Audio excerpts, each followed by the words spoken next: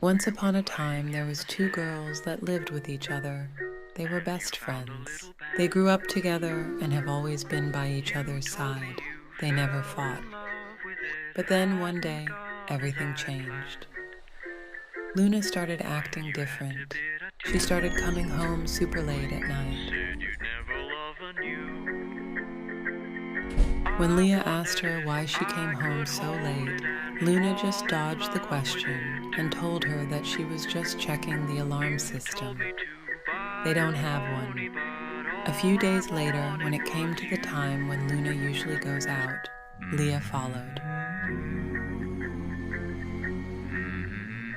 They walked for a while, distant from each other, Leah hoping that Luna wouldn't catch her. All of a sudden, Luna stopped, looking around and then grabbing something from the bushes. Leah started to get creepy vibes. It was cold and the wind was blowing. What Luna then grabbed from out of the bushes shocked Leah to the core. It was a dead body. Luna started sucking the blood out of it by the neck. Like a vampire, nothing could have prepared Leah for this. Leah was absolutely terrified and could not think properly. She started running. She ran and she ran and she ran. Finally, she was home. She was about to take her first steps on the porch, but something was covering the door. Or should I say someone?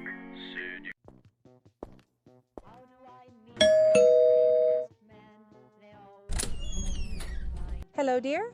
Hi, is Stacy home? Yes, she is. Can she come out and play? Yes, of course you can. Stacy, Noelle is here. Noelle, Stacy, wanna play? is that even a question?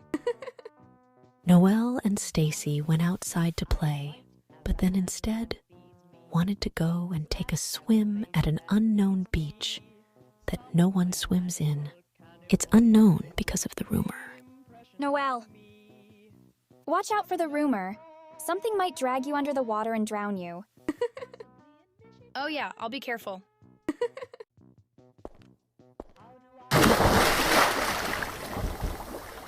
See, the rumor is a rumor for a reason. Yeah. Noelle!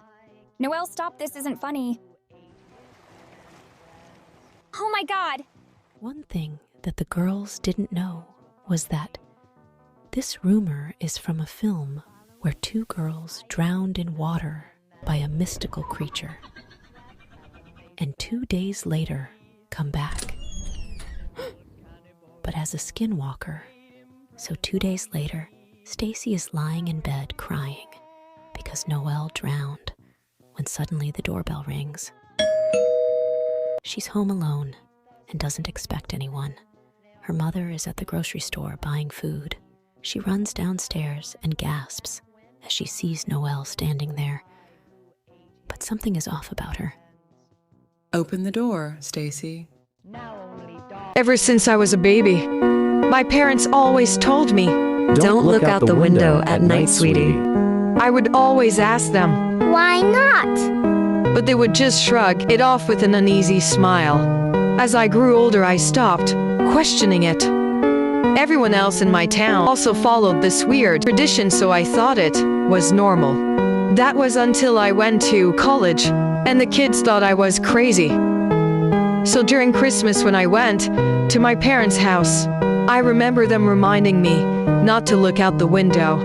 I gave them a smile and a small chuckle before telling them, I won't. However, curiosity struck me the moment they left that room.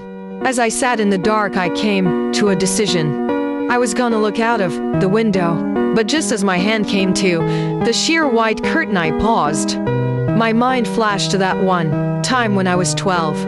I was home with the flu and my parents were talking downstairs. I was getting some water, but I hid behind the stairs. My mom was crying and my dad was holding her and rocking. That poor little girl. I feel horrible for her family.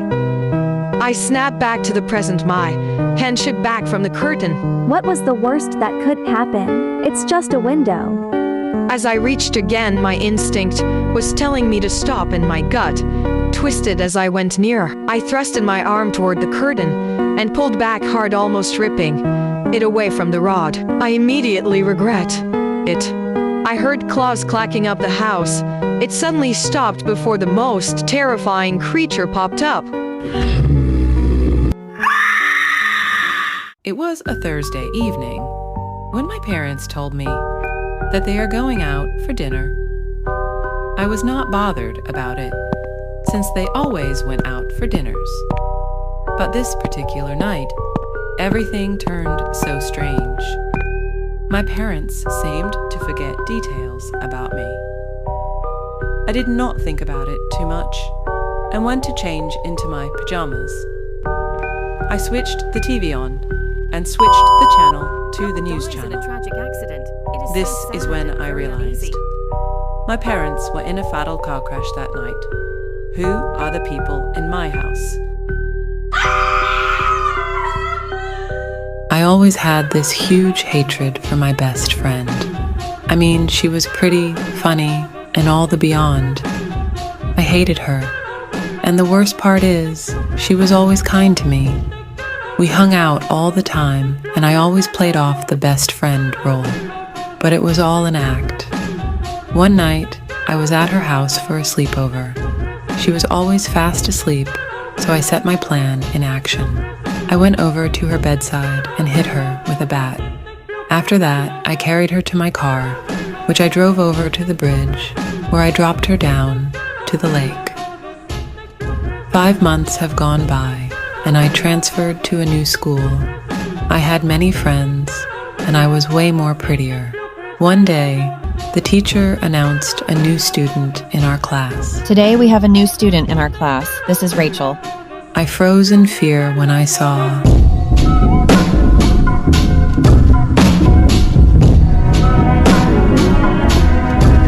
there was once a young girl named Emily. She was an only child and lived with her mother and father. One evening, Emily's parents went out to dinner, leaving Emily home alone. Later that evening, Emily was in her room when she heard a deafening scream come from across the street. She curiously peeked out the window to see a strange, slim figure lurking in the shadows of the house across the road from her. She quickly pulled the curtains tightly shut and hurried downstairs to make sure the front door was locked. Emily rushed back up the stairs to her room, locked her bedroom door, and curled up in the corner of her bed. That's when Emily heard a mysterious growling noise coming from outside her window. When she opened the curtains to see what it was, she saw the slim, haunting figure standing in her driveway. It locked eyes with her as she tightly closed the curtains. Emily hid under the covers and fell asleep. Little did she know that was the last time she would ever be seen.